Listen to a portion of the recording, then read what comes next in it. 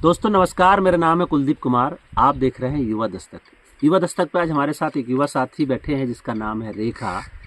रेखा बसोर समुदाय से आती है। रेखा कहती है कि जाति को हमने थोड़े बनाया है, लेकिन हम जहाँ भी जाते हैं जाति के एंगल से देखा जाता है। हमारे पुरखों ने कुछ काम किया होगा, लेकिन उसका खामियाजा हमें भुगतते हैं। बताते हैं कि तो बसोर जाति से है। छुआछूत, भेदभाव, तमाम मुसीबतों का सामना करते हुए एक लड़की को आगे बढ़ना कितना चुनौती होता है। घर से निकलने की पाबंदी, अगर बाहर निकल के जाती है तो लोग बोलते हैं कि पता नहीं क्या करती होगी। आज रेखा की कहानी पे हम रेखा से ही बात करेंगे और उसके जीवन संघर्ष की कहानी को युवा दस्तक पे आज हमारे साथ रेखा है। रेखा, आपका स्वागत है। अपना परिचय बताइए। जी सर, हमारा नाम रेखा है, ग्राम मकरंदपुरा से हूँ। स्टूडेंट बीए फाइनल हो चुकी है हमारी, और आगे पढ़ने के लिए हमारी फैमिली प्रॉब्लम्स चल रही है और किसी का सपोर्ट ना होने के कारण अभी हम घर पे बैठे हैं। तो रेखा, क्या आपने बचपन से क्या क्या चुनौतियां आपने देखी, क्योंकि आप जाति के का जब आपने जिक्र किया तो क्या चुनौती रही आपकी? देखिए सर, हमारी जाति तो हम लोगों ने बनाई नहीं है, फिर भी हमें उसका भार उठाना पड़ रहा है। कि हमारे पुरखों ने जो काम किया है उसका भुगतान हम लोगों को करना पड़ रहा है। उनके काम की वजह से हम लोग आगे नहीं बढ़ पा रहे हैं, ना शिक्षा में ज़्यादा मिल पा रही है। और कुछ करने के लिए आगे सोचो या बढ़ो कुछ, तो मोहल्ले के और कि जो हमसे बड़ी कास्ट होते हैं उंगलियां उठाने लगती हैं। ये क्या कर पाएगी, ये भी पढ़ पाएगी, नहीं तो बस खाना बनाना अच्छा रहता है और ये घर पे ही रहना अच्छा रहेगा। ये कुछ कर पाएंगी, पता नहीं बाहर जाके क्या करेंगी, कर पाएंगी। कोई देख तो रहा नहीं है, गंदे गंदे बोलना, किसी के मन में तो है नहीं कोई कुछ क्या बोल रहा है।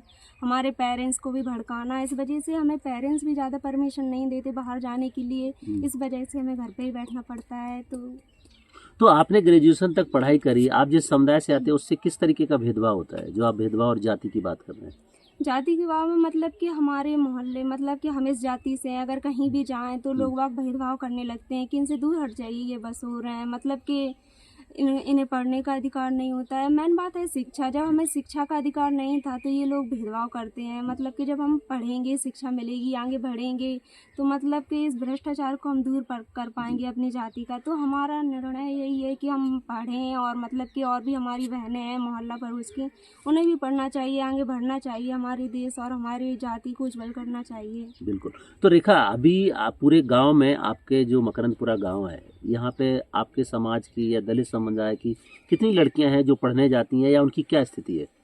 स्थिति क्या है, यही जो सर हम बता के गए हैं। कि जितने गांव में स्कूल हैं बस उतना ही पढ़ लिया, उसके बाद बाहर जाने का क्या, ये पढ़ेंगी, इन्हें तो घर पे ही रहना ठीक होगा, पता नहीं बाहर पढ़ेंगी भी क्या करेंगी, पता नहीं क्या कर जाएंगी, ऐसा सब सोचते हैं। उसी वजह से फिर लड़कियों को बाहर परमिशन नहीं देते लोग वक्त जाने के लिए। बस घर पे रहो और खाना बनाओ। खाना बनाने के बाद लड़कियों की ये जो है आती है, बोलते हैं शादी कर दो बस।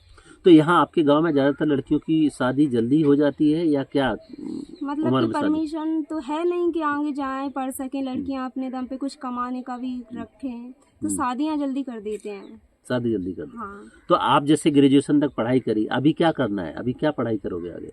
सोचा तो था कि इंटर के बाद कि कोई ऐसी डिग्री करेंगे जिससे आगे सक्सेसफुल हो।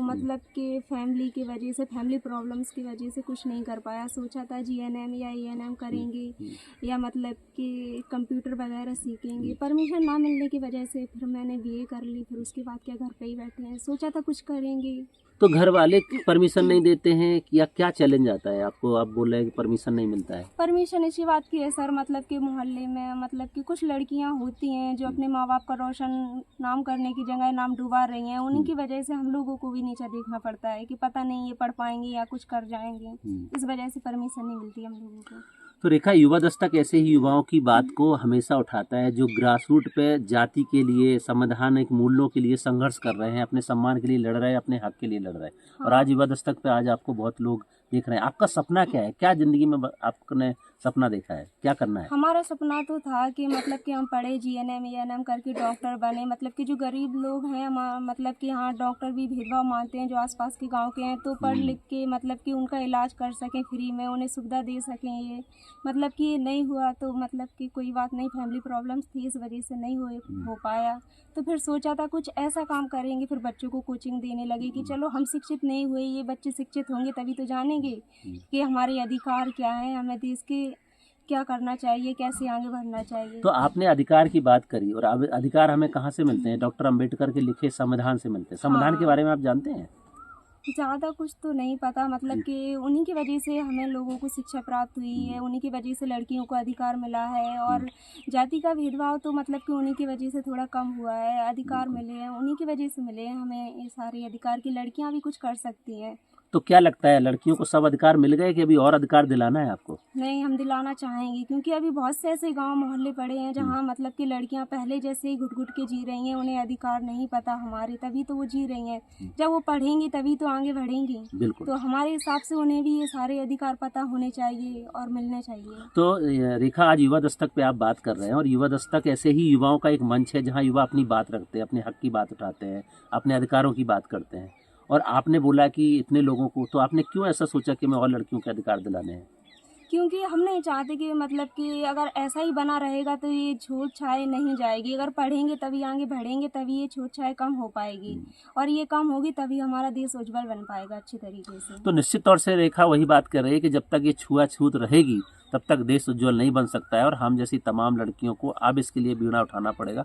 हमारी परिवार, हमारे फैमिली ने जो वक्त और माहौल था उसके हिसाब से किया, लेकिन अब हम नई पीढ़ी है, युवा पीढ़ी इस देश की, आज़ाद भारत के 75 साल बाद की युवा पीढ़ी है। तो हमें इस देश को खुशहाल बनाना है, इस देश को छुआछूत मुक्त बनाना है, भेदभाव मुक्त बनाना है।